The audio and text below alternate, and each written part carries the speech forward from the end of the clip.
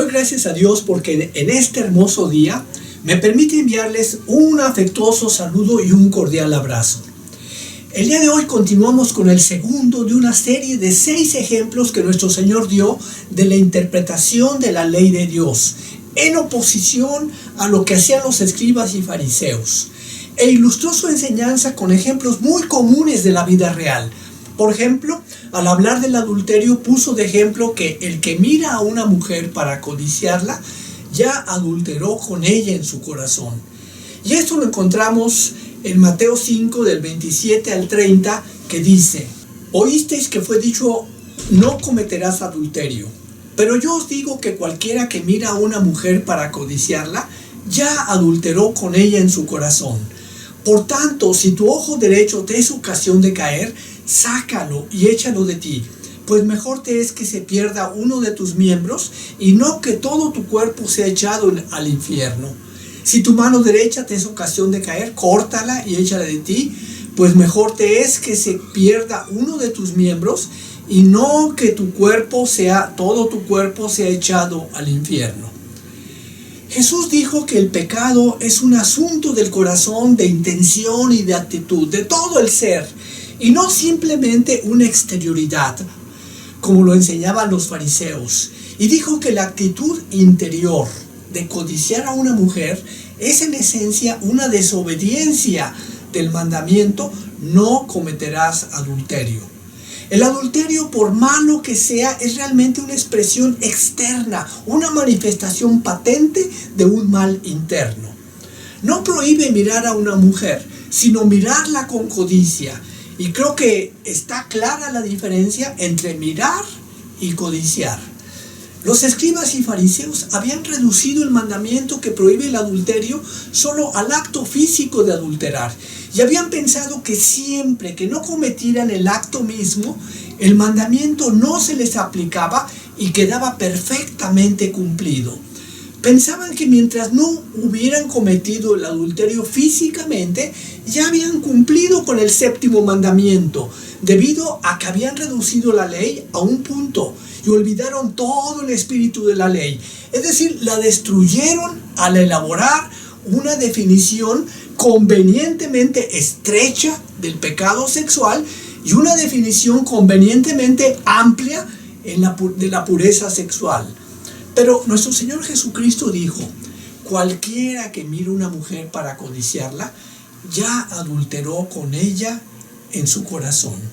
En pocas palabras, lo que Jesús dijo es que así como la prohibición del homicidio incluía los pensamientos de enojo, las palabras insultantes, la prohibición del adulterio incluye la imaginación, miradas codiciosas. Es decir, podemos cometer homicidio con nuestras palabras y podemos cometer adulterio con nuestros corazones o mentes al mirar a una mujer para codiciarla. John Stott, un reconocido escritor contemporáneo, dijo que el problema es este: si mirar para codiciar es adulterar en el corazón, entonces el adulterio del corazón es el resultado del adulterio de los ojos, estimulándose los ojos del corazón con los ojos de la carne. Entonces la única forma de tratar el problema es en su origen, es decir, en nuestros ojos. Los actos vergonzosos, dice John Stott, son precedidos por fantasías vergonzosas y el incendio de la imaginación por la indisciplina de los ojos. Las personas que han sido víctimas de la inmoralidad sufrieron la caída al abrir primero las compuertas de la pasión por medio de los ojos. El doctor Martin Lloyd-Jones dijo que en ninguna otra parte tenemos una acusación tan terrible del pecado como la encontramos en las palabras de nuestro Señor Jesucristo en este caso. Y el pecado es tan real que a menos de que tengamos una idea clara de la doctrina del pecado, no es posible entender bien el camino de salvación que enseña el Nuevo Testamento, por medio de la muerte de nuestro Señor Jesucristo en la cruz del Monte Calvario. Miren ustedes, el pecado es tan real que la única respuesta a las preguntas ¿Por qué murió Cristo en la cruz? ¿Por qué no permitió que sus seguidores lo defendieran? ¿Por qué dijo que de haberlo querido hubiera podido ordenar a 12 legiones de ángeles que lo defendieran, pero que en este caso no hubiera podido satisfacer la justicia de Dios? ¿Qué significado tiene la muerte en la cruz? Miren, si no entendemos bien la doctrina del pecado, nunca podremos contestar estas preguntas. La cruz solo se explica por el pecado. Es más, la encarnación no hubiera sido necesaria de no haber sido por el pecado, y no había otra salida. Dios permitió que su amado Hijo unigénito sufriera en la cruz, porque era absolutamente esencial debido al pecado.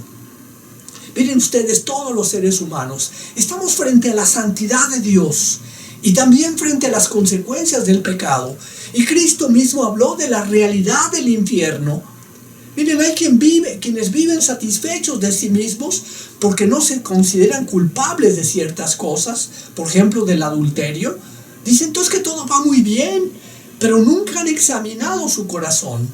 El concepto de la santidad en el Nuevo Testamento tiene que ver con examinar, escudriñar el corazón para descubrir si hay pecado y maldad en él. Esta es la verdad que nuestro Señor dijo.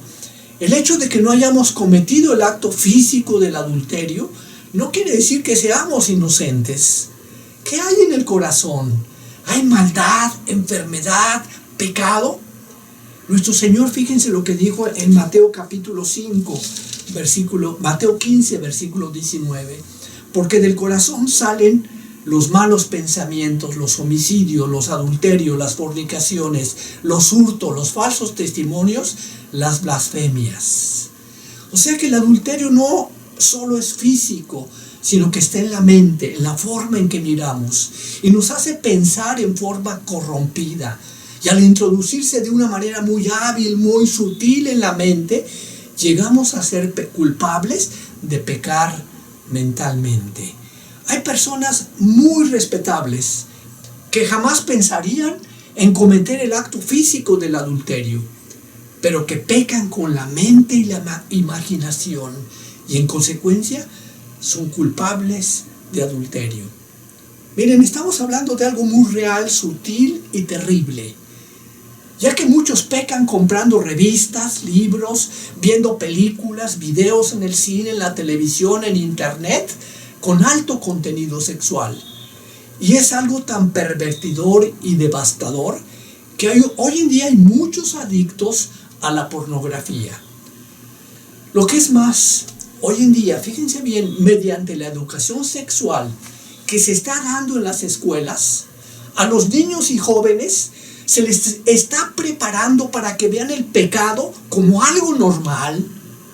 Y se les habla a los niños de cosas que no sabían, que no necesitaban saber.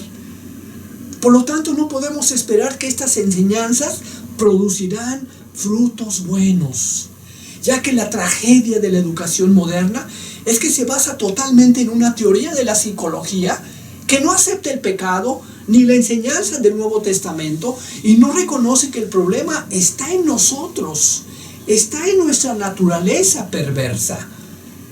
Concluyo, la ley nos enseña que todos somos pecadores, que todos necesitamos un Salvador, que solamente los salvos, al ser justificados por la fe en Cristo, alcanzan y logran una justicia mayor que la de los fariseos. Y si en este día nos sentimos que nunca hemos pecado, que no hay mancha en nosotros, ¿saben qué? Que Dios tenga piedad de nosotros, porque no conocemos la negrura y suciedad del corazón. Y les invito para que escuchemos en este día, pongamos atención a las palabras, a las enseñanzas de nuestro Señor y Salvador Jesucristo, y examinemos nuestros pensamientos, deseos, imaginación. Y si el Espíritu Santo nos redarguye de pecado, recordemos la promesa de 1 de Juan 1:9, que dice, si decimos que no tenemos pecado, nos engañamos a nosotros mismos y la verdad no está en nosotros. Si confesamos nuestros pecados, Él es fiel y justo para perdonar nuestros pecados y limpiarnos de toda maldad. Las Sagradas Escrituras en múltiples pasajes nos exhortan a mantenernos firmes. Y voy a mencionar solamente unos pocos. Miren lo que dice 1 Corintios, capítulo 6, versículo 9. ¿No sabéis que los injustos no heredarán el reino de Dios? No erréis, ni los fornicarios, ni los idólatras, ni los adúlteros, ni los afeminados, ni los que se echan con varones, ni los ladrones, ni los avaros, ni los borrachos, ni los maldicientes, ni los estafadores heredarán el reino de Dios. Y esto era algunos de ustedes, mas ya habéis sido lavados, ya habéis sido santificados, ya habéis sido justificados en el nombre del Señor Jesús y por el Espíritu de nuestro Dios. Colosenses 3:5 nos exhorta también. Dice: haced morir pues lo terrenal en vosotros: fornicación, impureza, pasiones desordenadas, malos deseos y avaricia, que es idolatría. Y Romanos capítulo 13, versículo 14: sino vestíos del Señor Jesucristo y no proveáis para los deseos de la carne. Y Efesios 4:24: y vestíos del nuevo hombre, creado según Dios en la justicia y santidad de la verdad. Y Efesios capítulo 6, versículo 1: vestíos de toda la armadura de Dios, para que podáis estar firme contra las acechanzas del diablo. Porque no tenemos lucha contra sangre y carne, sino contra principados, contra potestades, contra los gobernadores de las tinieblas de este siglo, contra huestes espirituales de maldad en las regiones celestes. Por tanto, tomad toda la armadura de Dios, para que podáis resistir en el día malo, y habiendo acabado todo, estar firmes. Y 1 Pedro 5:8 dice: sed sobrios y velad, porque vuestro adversario el diablo, como león rugiente, anda alrededor buscando a quien devorar, al cual resistid firmes en la fe. Y por último, en Santiago 4:7 tenemos una hermosa promesa: someteos pues a Dios, resistid al diablo y huirá de vosotros.